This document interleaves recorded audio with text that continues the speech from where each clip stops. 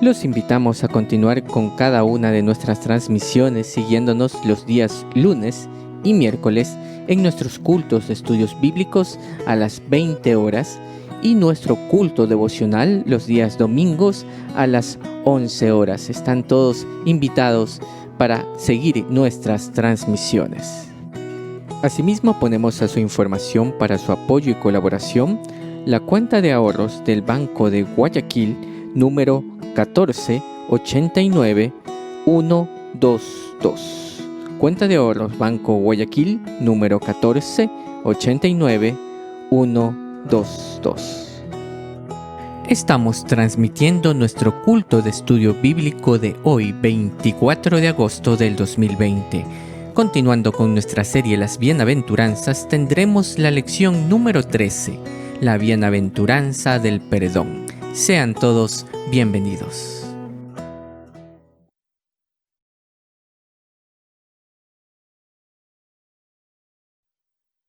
Muy buenas noches, hermanos y amigos que nos escuchan. Sean todos bienvenidos a esta nueva transmisión del culto de estudio bíblico del Templo Evangélico Alianza. Damos gracias a nuestro Señor por permitirnos estar juntos en esta noche y yo le animo a disponer su corazón para que este sea un tiempo especial de meditación en la palabra de nuestro Dios, de alabanza y de edificación para su iglesia.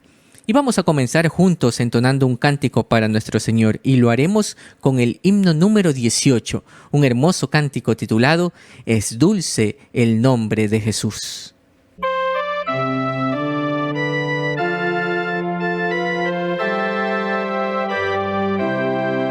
Es dulce el nombre de Jesús, raudal de paz, virtud y luz, pues Él por mí murió en la cruz. Santo y bendito nombre, nombre sin comparación, fuente de gran bendición, tema de feliz canción, Jesús sagrado nombre, adoro el nombre de quien ve mis penas y su paz provee. Es fiel amigo, bien lo sé, amado y tierno nombre, nombre sin comparación, fuente de gran bendición, tema de feliz canción,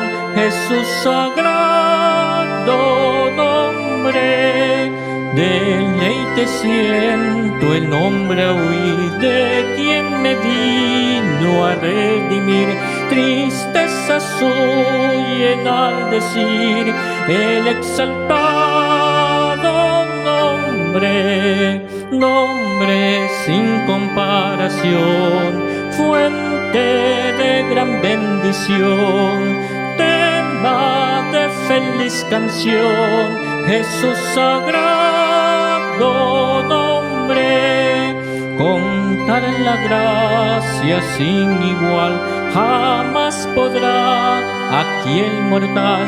El tema en gloria celestial será el grandioso nombre, nombre sin comparación, fuente de gran bendición, tema de feliz canción, Jesús sagrado nombre.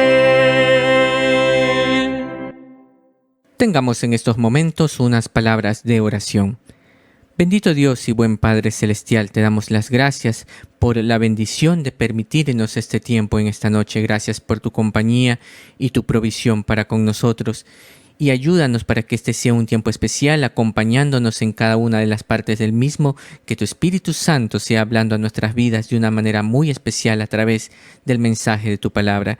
Y asimismo, Señor, poniendo en tus manos toda esta situación que está atravesando el mundo y nuestro país, con el anhelo que muy pronto podamos congregarnos juntos en tu iglesia. Gracias te damos por tu amor, tu compañía y tu provisión. Te lo pedimos en el nombre de Cristo Jesús, nuestro Señor y Salvador. Amén. Les invito juntos en esta noche a decir a nuestro Dios con todo nuestro corazón que es nuestro anhelo cada día amar más a nuestro buen Salvador, buscar de su paz y de su amor. Entonemos juntos este hermoso himno, el número 22, Anhelo amarte más.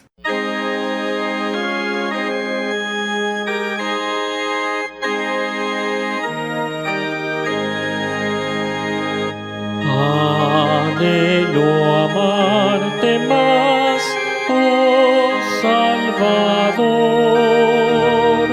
Busco tu amor y paz, Cristo el Señor.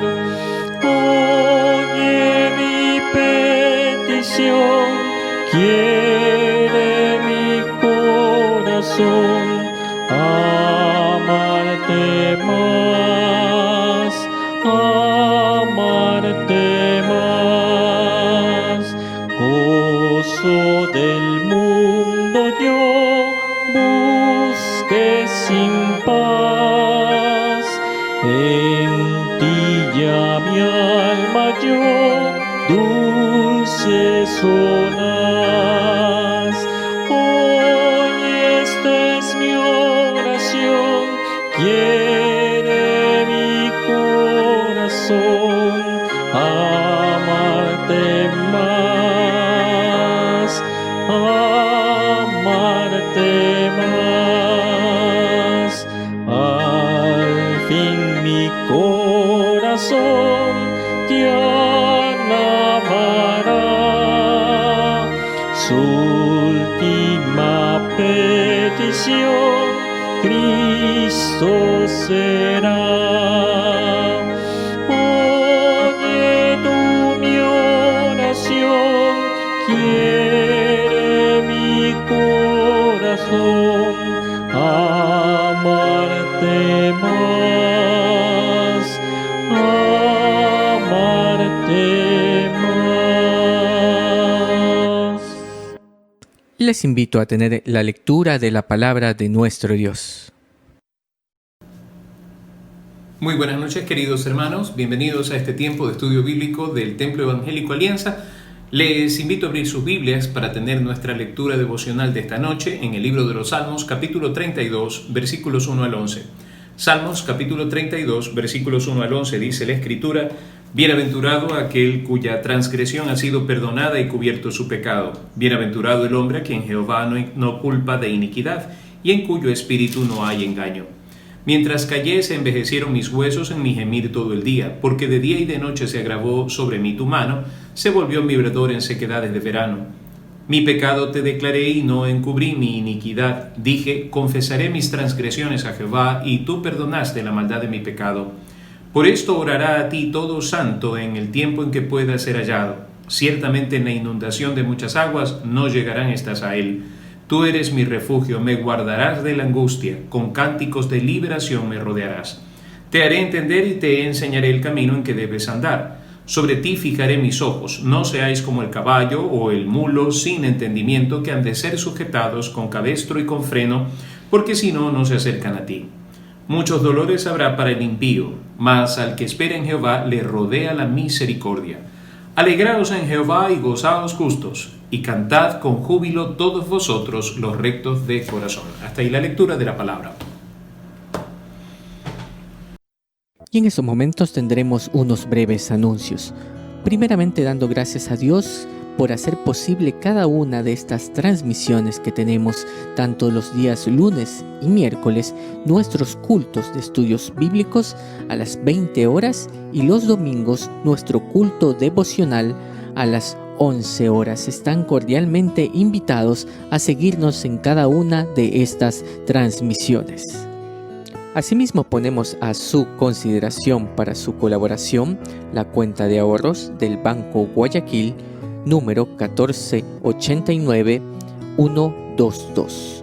Cuenta de ahorros Banco Guayaquil 1489122. Para el envío de las peticiones de oración que ustedes tengan, mis hermanos, pueden hacerlo a la dirección de correo electrónico peticionesdeoracion@temploalianza.org. peticiones de oración @temploalianza.org. A esta dirección, mis hermanos, pueden escribir sus peticiones de oración. Hazme, oh Cristo, como tú eres, puro y santo, quiero vivir. Que este sea, mis hermanos, siempre nuestro deseo en nuestro caminar cristiano, como lo dice la letra del himno que entonaremos juntos, el número 138, titulado Salvador mío.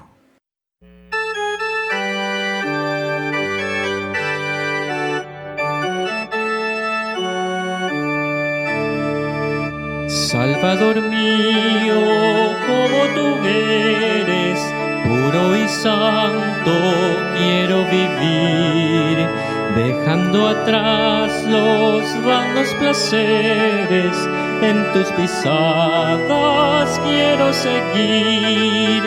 Hazme, oh Cristo, como tú eres, mi ser inunda con tu poder.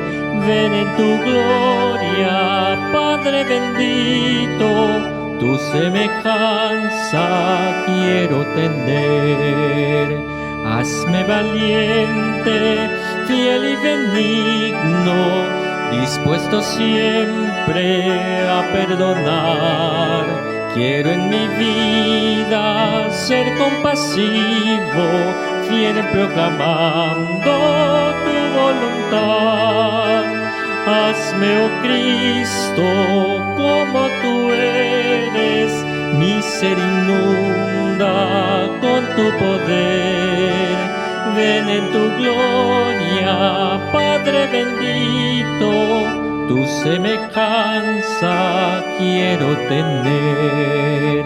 Quiero ser dócil, manso y humilde, siempre sumiso, siempre leal. Mi ser entero, gloria te rinde, busca anhelante tu santidad. Hazme, oh Cristo, como tú eres, mi ser inunda con tu poder. Ven en tu gloria, Padre bendito, tu semejanza quiero tener. Hoy purifica toda mi alma con fuego santo de tu altar, que desarraigue todo lo malo para que tú la puedas usar. Hazme, oh Cristo, como tú eres, mi ser inunda con tu poder. Ven en tu gloria, Padre bendito, tu semejanza quiero tener. Continuando con nuestro estudio bíblico de la serie titulada Las Bienaventuranzas, tendremos la lección número 13 con el tema La Bienaventuranza del Perdón. Escuchemos.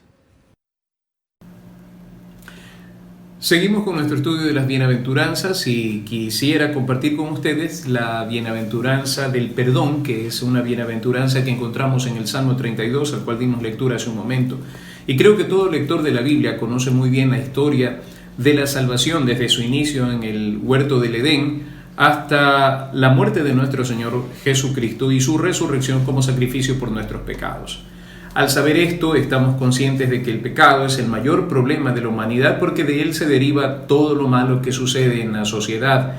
Y el pecado conlleva en sí castigo, y el castigo por el pecado es la muerte. Aparte de esto, entre los tantos males que genera el pecado en el corazón del hombre, genera también un peso de conciencia que no puede ser quitado ni eludido y que no precisa de dedos condenatorios, porque aún en el secreto más íntimo se presenta como una sombra, como la sombra de un espectro que oprime el pensamiento y el corazón. Ese es el peso de la culpa en el corazón del hombre. Y el libro de los Proverbios nos da una ilustración oportuna para describir esta condición en el corazón del hombre. Proverbios capítulo 28, Versículo 1 dice: huye el impío sin que nadie lo persiga, mas el justo está confiado como un león. Huye el impío sin que nadie lo persiga. Por eso decía que no se precisa de un dedo acusatorio o condenatorio para que las personas tengan que lidiar con ese sentimiento de culpa a causa del pecado.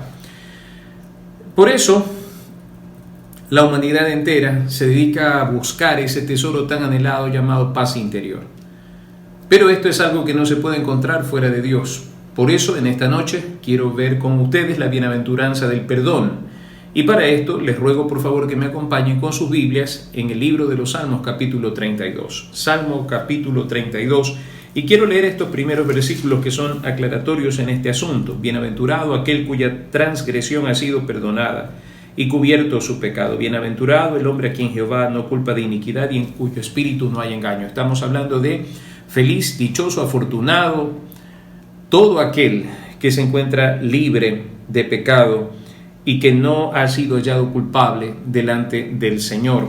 Ahora, esta tarea o esta realidad es algo difícil, porque ¿quién de nosotros no tiene pecado? Ese fue el argumento que utilizó el Señor Jesucristo en Juan capítulo 8, cuando este grupo de hombres pretendían apedrear a una mujer que había sido hallada en el acto mismo del adulterio, y buscando en alguna manera tentar al Señor Jesús, ellos le preguntaron si estaba de acuerdo con que se la apedreara, porque eso era lo que sostenía la ley de Moisés. Y la respuesta del Señor fue interesante. Es una respuesta que trasciende la personalidad de cada uno, porque la personalidad es una especie de escudo, de careta que nosotros usamos.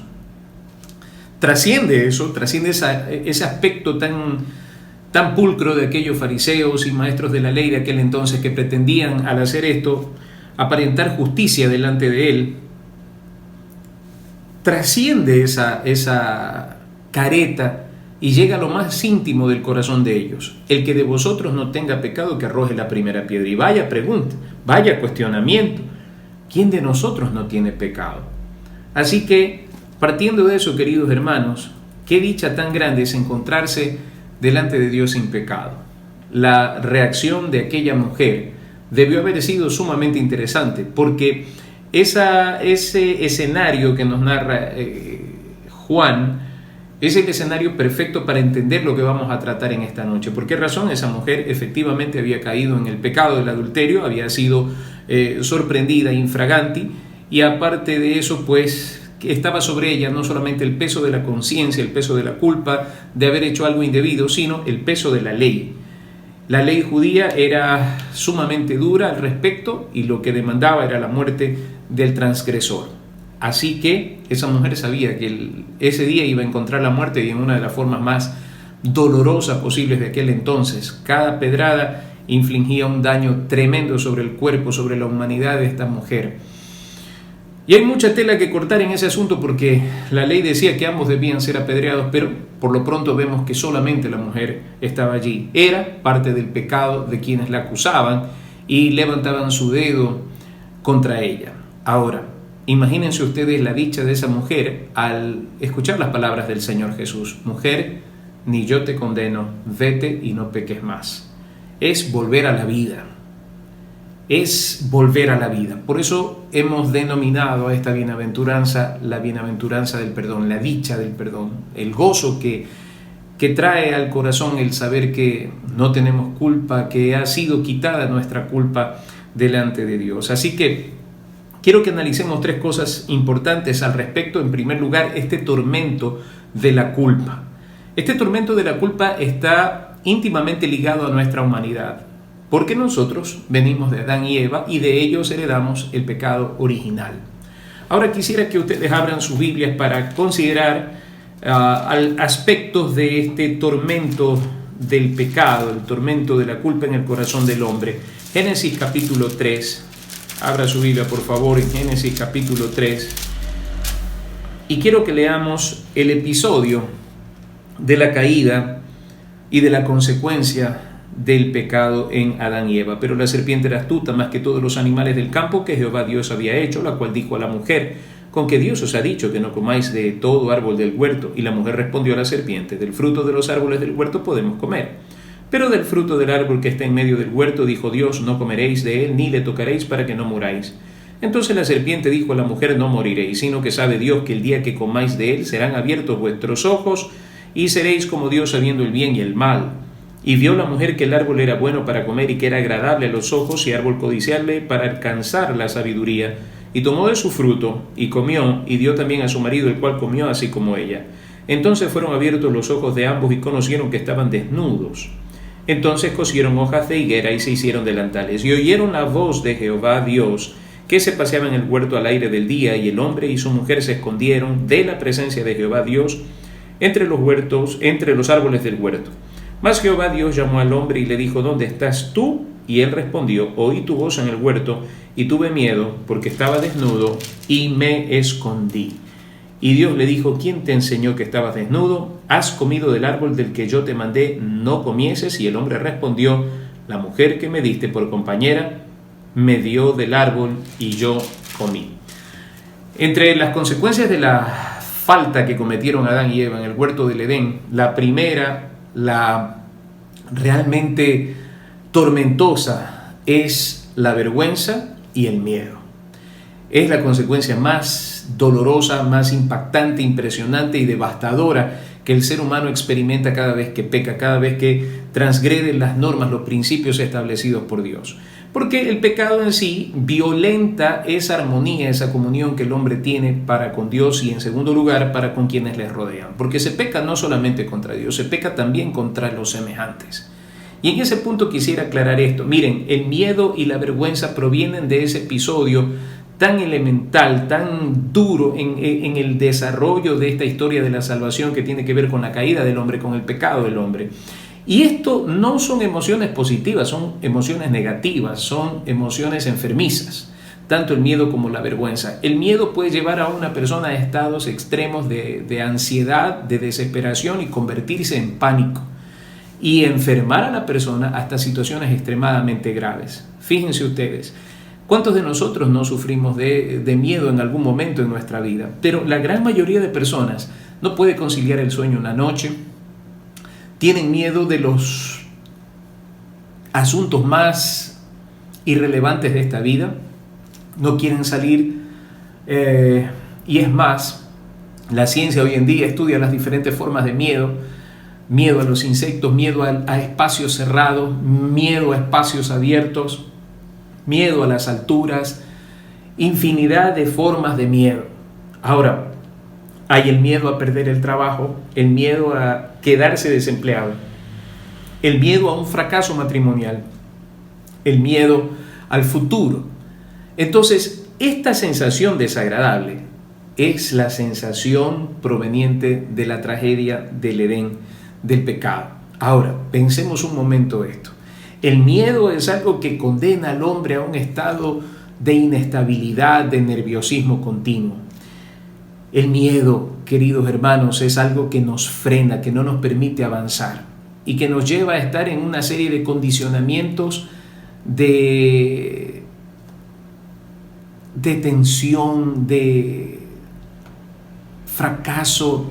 ¿Por qué razón? Porque el miedo paraliza, el miedo detiene. Ahora, la vergüenza va de la mano con el miedo.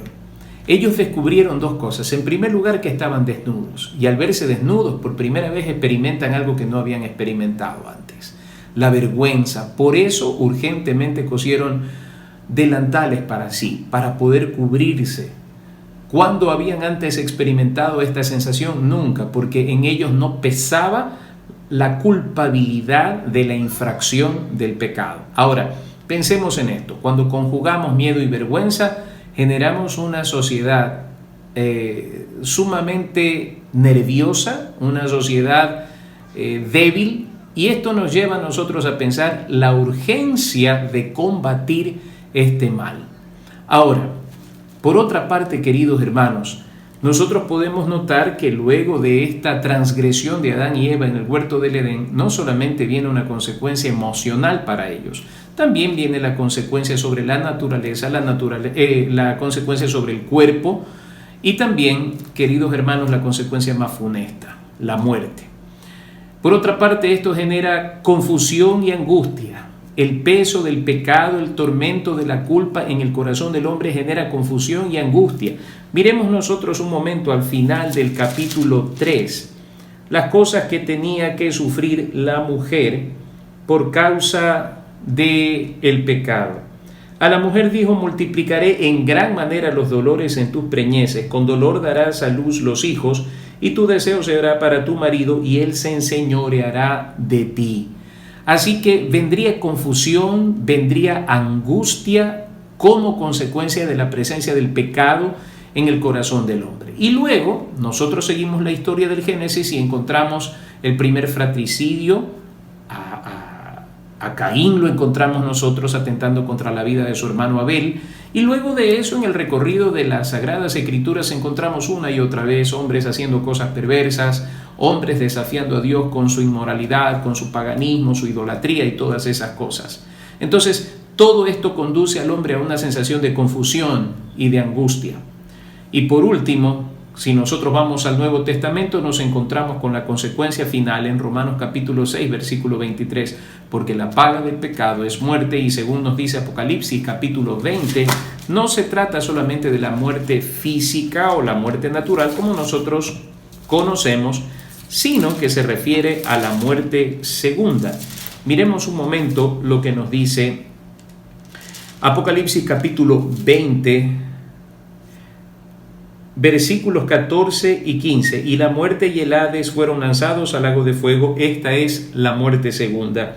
Y el que no se halló inscrito en el libro de la vida fue lanzado al lago de fuego. Por supuesto que es la muerte segunda.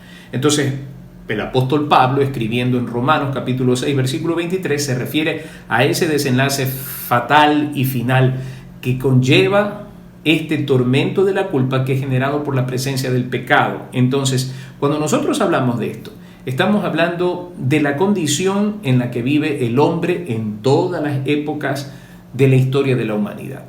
Y esta no es la excepción. Se dice que estos últimos siglos, el siglo pasado y este siglo, son conocidos como el siglo de la ansiedad, porque es una de las enfermedades más recurrentes. ¿Y qué es la ansiedad? Todo lo contrario a la paz. Todo lo contrario a la paz, al reposo, al descanso. Entonces, el tormento de la culpa a causa del pecado genera en el ser humano miedo y vergüenza, confusión y angustia, y como consecuencia final la muerte espiritual de la que nos habla Romanos 6:23 y Apocalipsis 20:15. Por tanto, fíjense, eso es con lo que el hombre, con lo que el ser humano lucha continuamente. Y por esa razón continuamente también el hombre está buscando conseguir esa paz interior.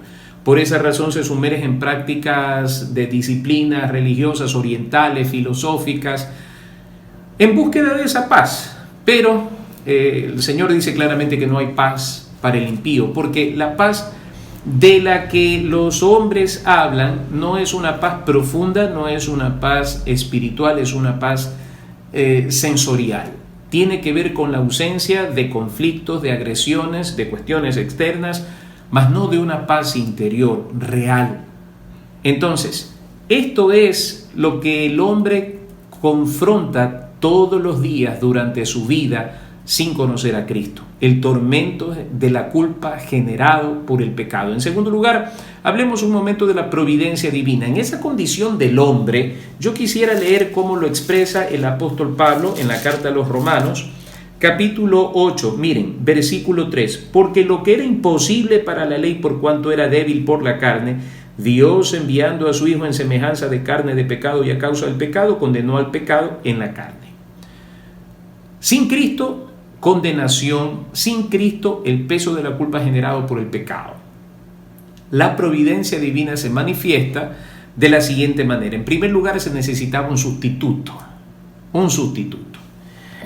Leamos un momento en Juan, capítulo 1, Evangelio de Juan, capítulo 1, versículo 29. Juan, capítulo 1, versículo 29. Dice la Escritura: el siguiente día vio Juan a Jesús que venía a él y dijo: he aquí el Cordero de Dios que quita el pecado del mundo. El Cordero de Dios que quita el pecado del mundo. La historia de la salvación nos narra en el Antiguo Testamento que para la remisión de pecados era necesario el derramamiento de sangre, y lo que se hacía era que se ofrecía un cordero. como la noche de la muerte de los primogénitos con el derramamiento de la sangre del Cordero Pascual. Era necesario que así fuese para que los hombres pudiesen entender y tener algo en su mente con respecto a lo que vendría en el futuro. Esa figura del Cordero Pascual recae sobre nuestro Señor Jesucristo. Para que la muerte ya no tenga más efecto sobre los hombres, era necesario el derramamiento de la sangre de un cordero. Aquella noche, en la muerte de los primogénitos, donde estaba la sangre pintada en el dintel de la casa, allí en esa casa no había muerte, la casa de los hebreos. Asimismo, donde se halla la sangre del Cordero de Dios sobre la vida de una persona, ya la muerte no tiene efecto, y me refiero a la muerte segunda.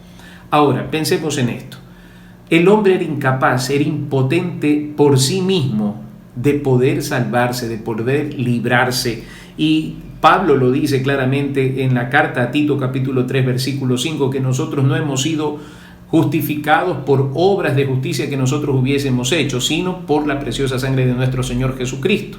Entendiendo esto, queda claro que era necesario un sustituto, que muriese en lugar de nosotros, que soportase el castigo de nuestro pecado, como nos enseña Isaías capítulo 53. En Isaías capítulo 53 encontramos largamente la exposición en el Antiguo Testamento de lo que sería el ministerio mesiánico del Señor Jesucristo, lo que significaba realmente ser Mesías, ser entregado en manos de pecadores para que el peso de la culpa del pecado recayese sobre él y no sobre nosotros, dándonos por medio de él la oportunidad de que en la fe en el Señor Jesucristo todo hombre pueda ser salvo y justificado del pecado. Entonces, lo primero que nosotros recibimos como regalo de Dios, Juan capítulo 3 versículo 16, es un sustituto, porque de tal manera amó Dios al mundo que ha dado a su Hijo unigénito para que todo aquel que en él cree no se pierda, mas tenga vida eterna. Ese sustituto es el Señor Jesús. Todo aquel que cree en él recibe el efecto de la obra que él hizo en la cruz del Calvario por nosotros. Se constituye entonces, fíjense ustedes, en un sustituto para nosotros. Y este sustituto a nosotros viene a hacernos un regalo total. Yo quisiera, por favor, que abran sus Biblias en Mateo capítulo 1. Mateo capítulo 1, y quiero leer el versículo 21 y hasta el versículo 23, 21 al 23. Y dará a luz un hijo y llamará su nombre Jesús, porque él salvará a su pueblo de sus pecados. Allí encontramos la obra sustitutiva, la obra redentora. Todo esto aconteció para que se cumpliese lo dicho por el Señor por medio del profeta cuando dijo: He aquí una virgen concebirá y dará a luz un hijo y llamará su nombre Manuel, que traducido es Dios con nosotros. Es un regalo. En primer lugar, la providencia divina nos da a nosotros un sustituto. Ya nosotros no tenemos que pasar por ese castigo a causa de la muerte por consecuencia del pecado. Es Cristo nuestro sustituto, como bien lo menciona Isaías capítulo 53, quien recibe el peso de nuestra culpa y se constituye en un obsequio, en un regalo de Dios para con nosotros, que tiene el propósito de salvarnos de nuestros pecados. Y el concepto de regalo lo maneja Pablo claramente en Efesios capítulo 2, y versículo 8. Efesios capítulo 2, versículos 8 y 9. Leamos, dice: porque por gracia, allí está el concepto del regalo, la gracia es un favor inmerecido, porque por gracia sois salvos por medio de la fe, y esto no de vosotros, pues es don, es un regalo, es don de Dios, no por obras para que nadie se gloríe, de tal manera que la gloria sea exclusivamente para el Señor Jesucristo. Pero fíjense cómo se maneja este principio: y esto no de vosotros, pues es don de Dios, quedando de esta manera completamente anulada la salvación por medio de los méritos, de las buenas obras, de la justificación por la bondad del hombre, sino que reposa única y exclusivamente en la gracia inmerecida de Dios. De allí este principio de que es un regalo, el sustituto de nuestros pecados es un regalo, porque por gracia sois salvos por medio de la fe, y esto no de vosotros, pues es don de Dios.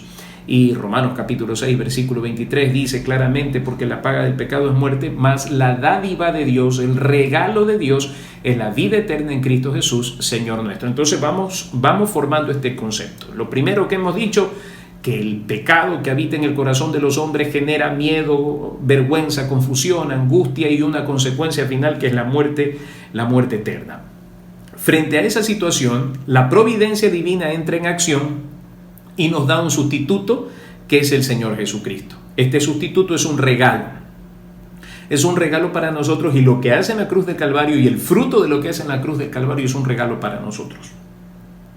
Por eso hablamos de aceptar, de recibir, no de lograr, no de alcanzar, no de ganar, sino de aceptar, de recibir, porque así funciona la gracia. Esa es la fórmula de la gracia. Es un regalo inmerecido que nosotros simplemente tenemos que recibirlo. Me encantan las palabras del Señor Jesucristo en Apocalipsis capítulo 3, versículo 20. He aquí, yo estoy a la puerta y llamo. Si alguno oye mi voz y abre la puerta, yo entraré a él y cenaré con él y él conmigo. Y esto nos lleva a un punto concluyente en este asunto, y es la justificación. La justificación.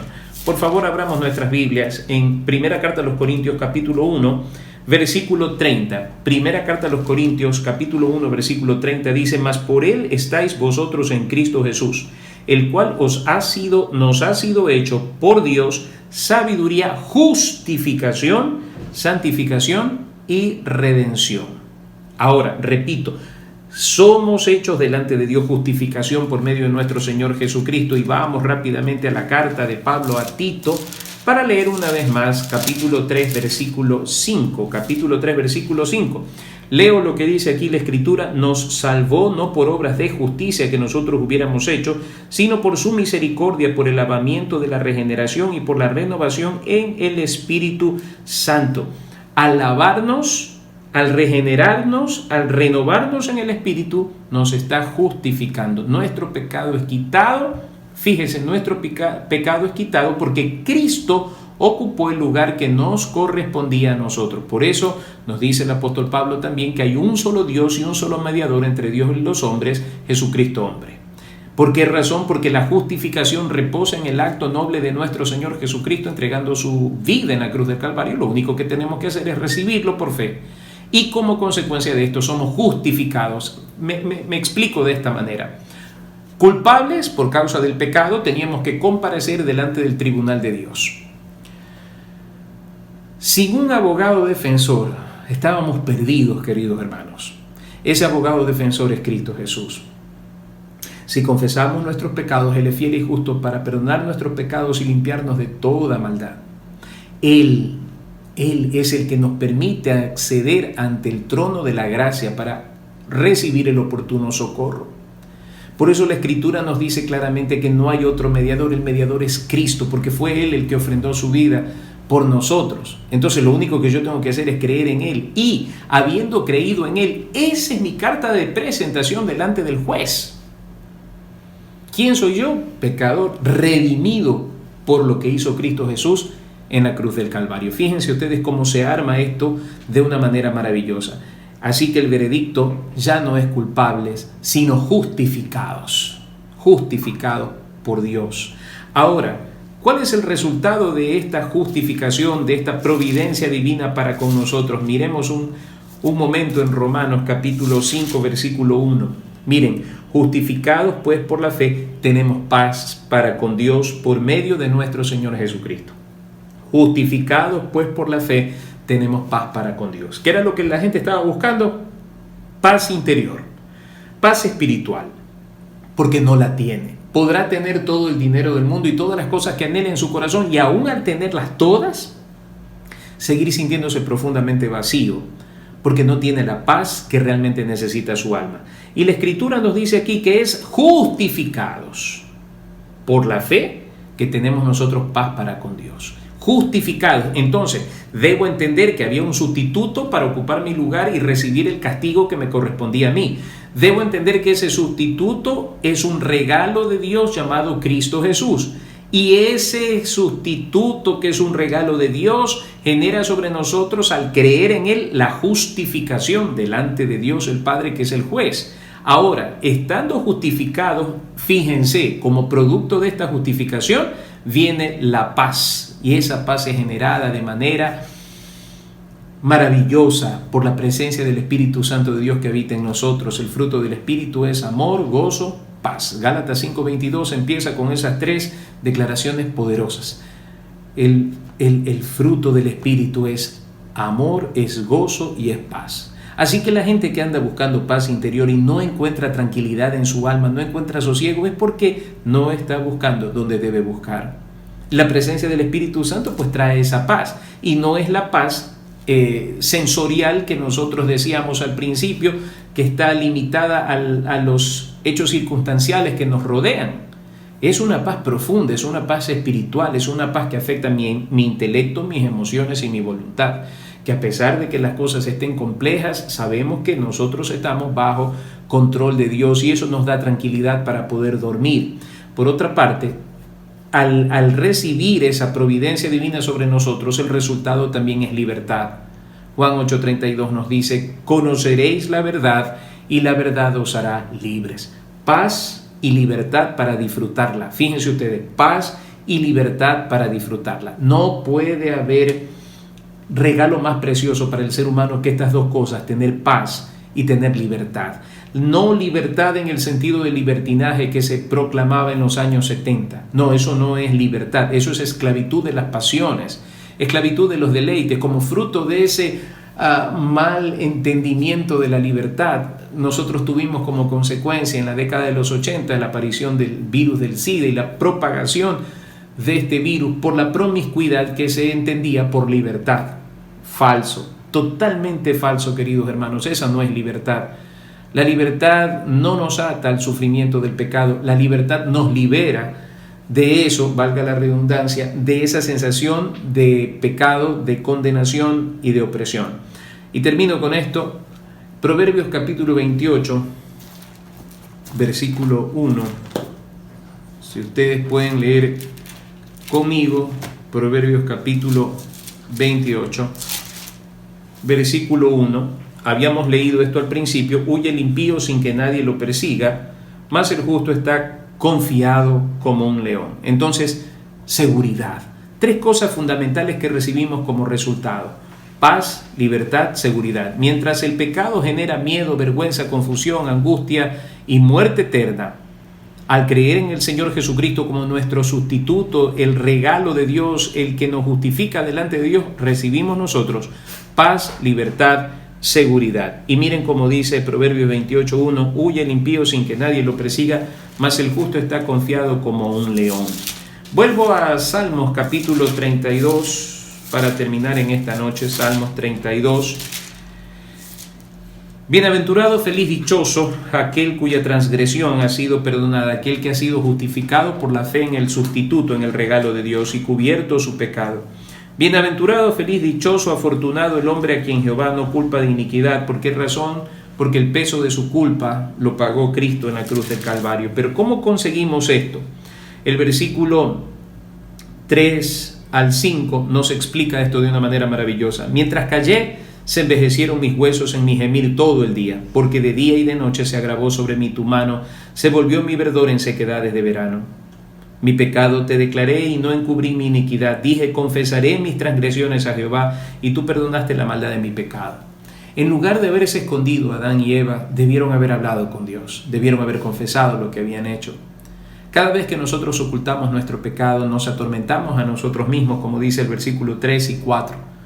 Cada vez que ocultamos nuestras transgresiones, nos condenamos nosotros mismos. Al contrario, cuando nosotros confesamos y declaramos al Señor nuestra iniquidad, dice aquí: tú perdonaste la maldad de mi pecado. Podemos nosotros tener la dicha de saber que al confesar nuestros pecados, Él perdonará todos nuestros pecados, nos limpiará de toda maldad. Por esto orará a ti todo santo en el tiempo en que pueda ser hallado. Y termina diciendo el versículo 11: alegraos en Jehová y gozaos justos, y cantad con júbilo todos vosotros los rectos de corazón. Y termino diciéndole esto, querido hermano: si usted ha sido perdonado, siéntase feliz, dichoso, gozoso. No permita que los recuerdos del ayer, que los pensamientos del pasado atormenten su vida. disfrute la dicha del perdón, la dicha, la bienaventuranza del perdón. Querido hermano, creo que es una buena razón para sonreír en esta noche antes de irnos a dormir, el hecho de saber que hemos sido perdonados. Jamás olvidemos lo que esto produce en nosotros: paz, libertad, seguridad, porque eso es lo que Cristo nos ha dado al morir en la cruz del Calvario. Siéntase dichoso, porque ante los ojos de Dios el Padre, usted ha sido justificado al creer en el Señor Jesucristo. ¡Qué hermosa sensación! Paz, libertad y seguridad para usted en esta noche. Que Dios le bendiga.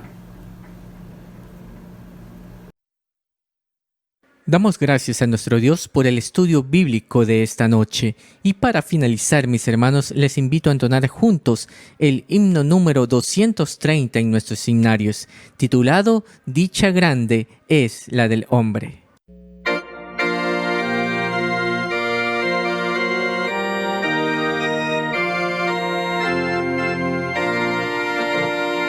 Dicha grande es la del hombre, cuyas sendas rectas son, lejos de los pecadores, lejos de la tentación. A los malos consejeros deja porque teme el mal. Huye de la burladora, gente impía e inmoral. Antes en la ley divina cifra su mayor placer, meditando día y noche en su divina saber. Como el árbol verde, bien regado y en sazón, frutos abundantes rinde, y hojas que perennes son. Cuanto emprendes prosperado, duradero les se ve el bien. Muy diversos resultados sacan los que nada creen, pues los lanza como ventamo que el ciclón arrebató. De pasiones remolino y a millones destruyó. En el juicio ningún malo, por lo tanto se alzará. Entre justos congregados, insensatos nunca habrá, porque Dios la vía mira, por la cual los suyos dan. Otra es la de los impíos, al infierno bajarán.